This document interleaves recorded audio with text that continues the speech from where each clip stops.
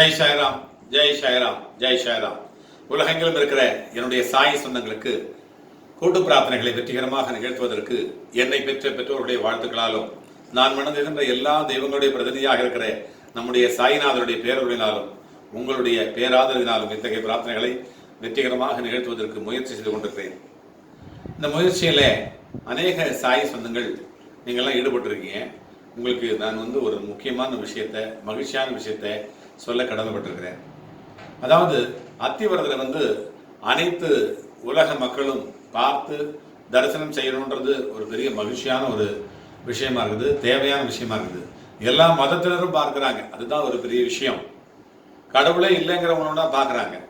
ஆனால் நான் போன தடவை 1979 நான் ஒரு முறை ஐயா அத்திவரதரை தரிசனம் பண்ணியிருக்கேன்.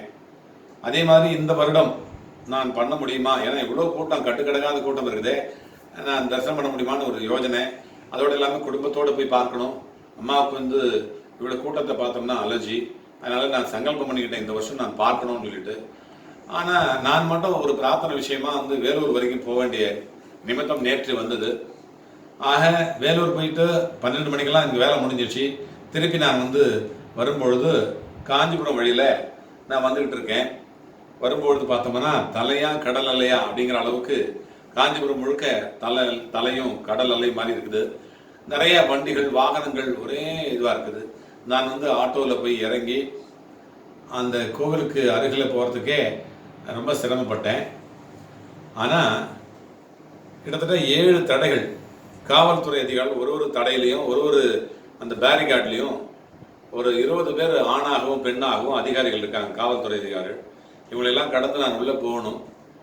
எப்படியோ அதாவது விஐபி அந்த பாஸ் நான் வாங்கணும்னு சொல்லிட்டு நம்ம தொகுதி எம்எல்ஏ கிட்ட, அமைச்சருடைய உதவியாளர்கிட்ட, அதுக்கப்புறம் ஜட்ஜி ஐயா கிட்ட, அப்புறம் மாவட்ட தலைவர்கிட்ட, இந்த நம்ம ஏரியாவில் இருக்கிற எஸ்பி கிட்ட, எல்லாரையுமே நான் தொடர்பு கொண்டு நான் பாஸ் வாங்கி கொடுங்கன்னு கேட்டிருக்கேன். எல்லாருமே நான் வாங்கி தரேன்னு சொன்னாங்க.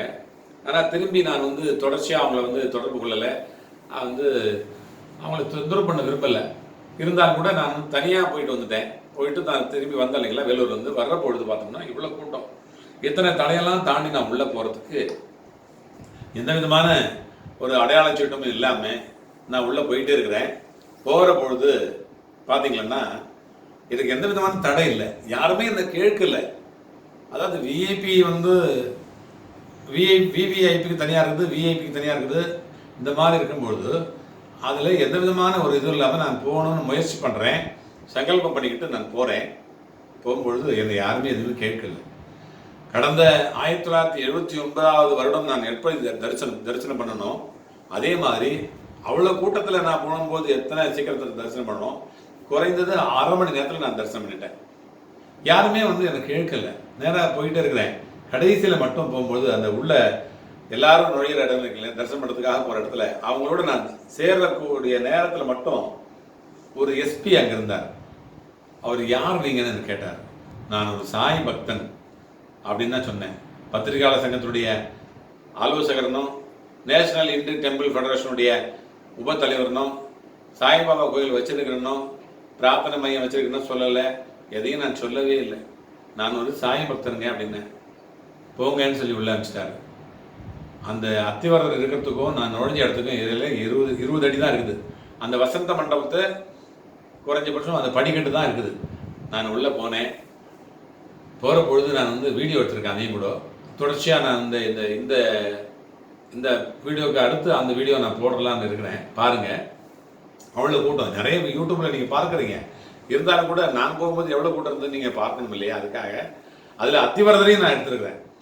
நான் தரிசனம் பண்ணிட்டு அப்படியே வச்சுட்டு செல்ஃபோனை வச்சுட்டு எடுத்துகிட்டு வந்திருக்கிறேன். ஆக நான் நெடுங்காலமாக இதை நான் சொல்லணும்னு அவசியம் இல்லை, இது ஒரு பெருமையும் இல்லை. எனக்கு கொடுப்பினேன். இதை உங்களுடைய சகோதரனா நான் என்ன சொல்ல வரேன்னா, அதாவது நீண்ட நெடுங்காலமாக நான் பாபாவுடைய பிரார்த்தனை பண்ணிக்கொண்டிருக்கும் பொழுது அந்த பிரார்த்தனைகள் ஒவ்வொன்றும் வெற்றிகரமாக நிகழ வேண்டும் என்பது பெரிய எனக்கு பெரிய ஆசை. எந்த விதத்திலும் என்னுடைய பிரார்த்தனைக்கு இடைஞ்சல்கள் வரவே கூடாது அப்படின்ற ஒரு சங்கல்பம் பாபா எடுத்து நான் எடுத்துட்டு இருக்கேன். அது மட்டும் இல்ல, ஒரு பெரிய ஒரு மகான் வந்து எனக்கு உபதேசம் பண்ணாரு, நான் உங்களுக்கு சொல்லியிருக்கேன். அவர் வந்து யாருக்கெல்லாம் நீ நல்லது நினைக்கணும்னு நினைக்கிறியோ, யாருக்கெல்லாம் நீ வந்து வாழ்த்தணும்னு நினைக்கிறியோ, அவங்களுக்கெல்லாம் அந்த பிரார்த்தனை சக்சஸ்ஃபுல்லாக வரணும்னு நினைக்கிறியோ, அவங்களுக்கெல்லாம் இந்த விபூதியை கொடு, இந்த உதியை கொடு, இந்த ருத்ராட்சத்தை கொடு, இந்த மந்திரத்தை சொல்லுன்னு சொல்லிட்டு போனார். அவர் ஒருத்தர் இருக்கிறார். அதே மாதிரி காஞ்சி மாநகரத்தில் ஒரு ஐயா இருக்கிறாரு. அவர் கிட்டத்தட்ட நரசிம்ம சுவாமி மாதிரி நம்ம மயிலாப்பூர் ஆலயத்தை கட்டியிருக்கிறார் இல்லைங்களா, அதே மாதிரி அவர் ஒரு ஆலயம் காஞ்சியில் கட்டிட்டு அந்த காஞ்சியில் இருக்கிற அந்த ஆலயத்தை திறக்க முடியாமல் அவஸ்தைப்பட்டு இருக்கிறாரு. ஒரு சில காரணங்கள், அதாவது ஏதோ அரசாங்க விஷயத்தில் ஏதோ ஒரு காரணத்தினால திறக்க முடியல. அந்த கட்டி 15 வருஷம் ஆச்சு. எல்லா வசதியும் அதுக்கு சிலை எல்லாம் வசதி எல்லாமே, அந்த அலங்கார பொருட்கள், இந்த இது பண்ணக்கூடிய ஆராதனை பண்ணக்கூடிய எல்லா பொருட்களும் அவர் வாங்கி வச்சுட்டார். அந்த ஐயா வந்து தொலைபேசியில் நீண்ட நாட்களாக நான் பேசியிருக்கிறேன். பேசினா 1 மணி நேரம் 2 மணி நேரம் பேசுவேன் நானும் அவரும். அந்த அளவுக்கு என்ன அவர் மேலே எனக்கு ஈடுபாடு, அன்பு. அவருக்கும் என் மேலே ஈடுபாடு, அன்பு. நேராகவே பார்த்ததில்லை, ஆனால் பார்க்கணுன்னு ரொம்ப பார்க்கக்கூடிய சந்தர்ப்பம் இல்லை. ஆனால் இன்றைக்கு மிகப்பெரிய ஆச்சரியப்படத்தக்க விஷயமா 1/2 மணி நேரத்தில் நம்ம அத்திவாரத்தில் நம்ம தரிசனம் பண்ணோம். அடுத்து தரிசனம் பண்ணிட்டு வெளியில் வர்றேன். இன்னொரு அதிசயம், எப்பவும் பார்க்கணும்னு ஆசைப்பட்டிருந்தேன் அந்த குருஜி ஐயா. கிட்டத்தட்ட நரசிம்ம சுவாமி மாதிரியே அவர் ரொம்ப சிரமப்பட்டிருக்காரு வாழ்க்கையில். ரொம்ப கஷ்டப்பட்டு முன்னுக்கு வந்திருக்கிறாரு. 71 வயதாச்சு அவருக்கு. கிட்டத்தட்ட 40,000 பாடல்கள் பாபா மேலே ஸ்லோகங்கள் எழுதியிருக்கிறார் அந்த ஐயா. அவரை பார்த்து அவரை ஆசீர்வாதம் வாங்கிட்டு நிறைய நேரம் கிட்டத்தட்ட அவரை பார்க்கக்கூடிய பாக்கியம் நேற்று கிடச்சிது. அது வேற, அத்திவாரத்தில் மாதிரியே. அவர் வந்து பார்த்துட்டு அவர்கிட்ட நான் நமஸ்காரம் பண்ணி வாழ்த்து வாங்கிட்டு கிளம்பலான்னு இருந்தேன். அவர் என்ன சொன்னார் தெரியுமா? அப்பா, உனக்கு ஒரு மந்திரம் தரேன், நீ அடிக்கடி கேட்ப இல்லையா, உன்னுடைய ப்ரேயர்லாம் சக்ஸஸ்ஃபுல்லாக வரணும் அப்படின்னு சொல்லிட்டு உனக்கு ஒரு மந்திரம் சொல்கிறேன் அப்படின்னு சொல்லிட்டு ஒரு மந்திரம் சொன்னார். இந்த மந்திரத்தை யார்கிட்டையும் சொல்லாத, இது நீ சொன்னீன்னா உனக்குள்ளே சொல்லிட்டு மற்றவங்களை ப்ளஸ் பண்ணு, கண்டிப்பாக அந்த சக்ஸஸாக வரும், உனக்கு அந்த ப்ரேயர் சக்ஸஸாக வரும் அப்படின்னு சொல்லிட்டு ஒரு மந்திரம் சொன்னார். அதை வாங்கிக்கிட்டு, அந்த உபதேசத்தை வாங்கிக்கிட்டு ரொம்ப பெரும் மகிழ்ச்சியாக நான் திரும்பி வந்தேன். ஆலயத்துக்கு சேர்ந்தேன். எனக்கு நேற்று வாழ்க்கையிலே மிகப்பெரிய மறக்க முடியாத ஒரு நிகழ்ச்சியாக இந்த 2 நிகழ்ச்சியாக இருந்தது. ஒன்று பாபாவுடைய தரிசனம், பாபாவுடைய அந்த பிள்ளையினுடைய அதாவது அந்த சித்தருடைய தரிசனம், அவரிடத்துல உபதேசம்.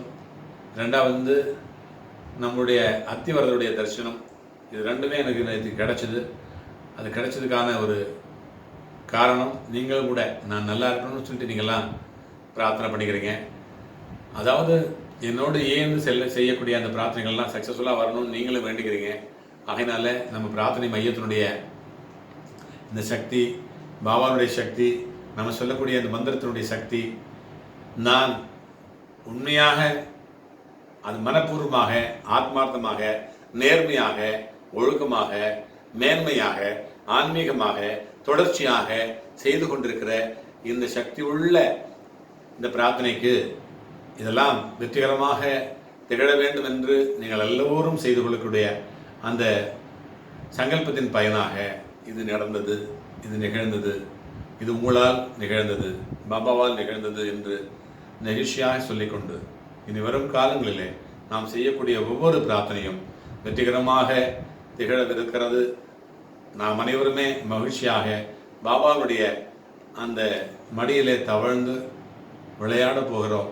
நம்முடைய வாழ்க்கையெல்லாம் நலமாக, வளமாக, நேர்மையாக, மகிழ்ச்சியாக, மற்றவர்களை வாழ வைக்கக்கூடிய வகையில் இருக்க போகிறது என்கின்ற ஒரு நல்ல செய்தியை உங்களோடு பகிர்ந்து கொண்டு அத்திவரதரை தரிசிப்போம்.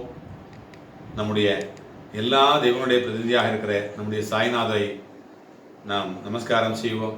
நமக்கு எல்லா நலனும் வளமும் கிட்டும்.